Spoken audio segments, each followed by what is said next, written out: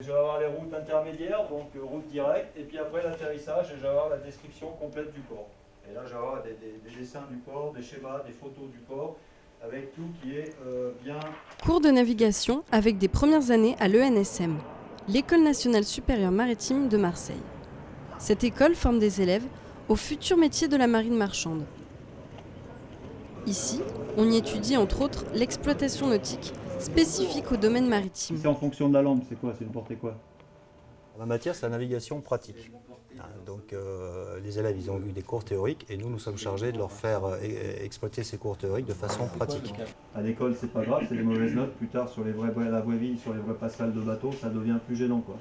La difficulté pour eux vient du fait que c'est une matière spécifique qui n'est pas courante. Donc les gens qui n'ont pas eu de relation avec le milieu maritime, forcément découvrent des choses qu'ils ne connaissaient pas.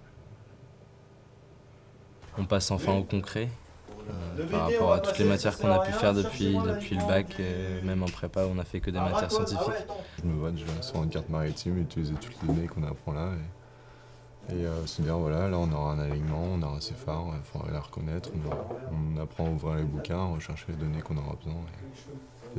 C'est comme ça que ça se passera. Une chance pour les élèves de faire partie d'une école instaurée depuis des générations sur le sol marseillais. L'enseignement de la navigation en France n'est pas une nouveauté, puisqu'on trouve des traces d'écoles de la navigation dès le XVIe siècle, notamment à Marseille sous le règne de Charles VII.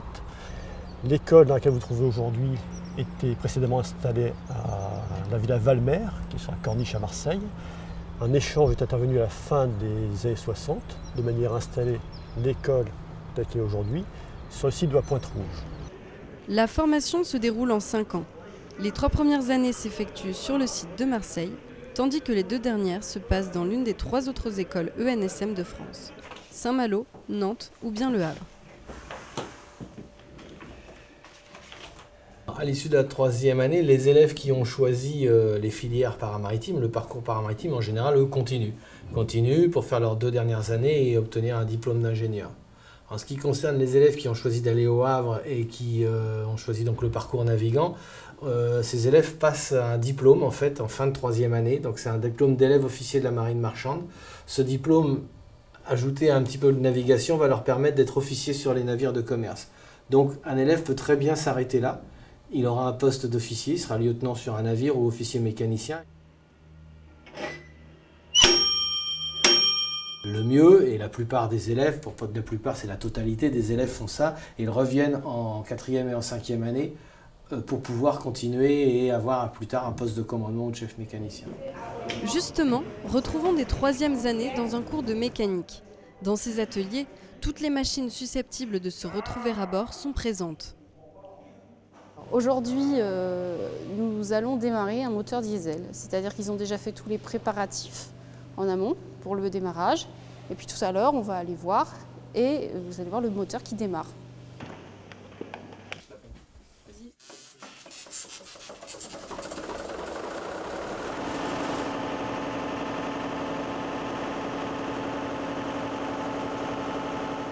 On apprend la production d'énergie et la gestion, donc après on retrouve ça à bord, vu qu'on a des groupes électrogènes pour produire toute l'électricité sur le bord. Un bateau, ça marche comme une mini-ville, donc il faut savoir un peu se dépatouiller avec les moyens du bord. Et finalement, notre installation électrique, c'est à l'image de ce qu'on peut retrouver à terre, à EDF, etc.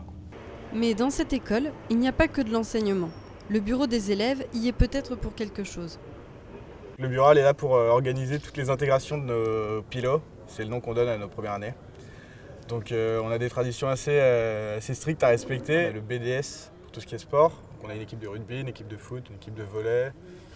On a une aumônerie et on a une chorale pour apprendre tous les chants de marins aux pilotes des promotions.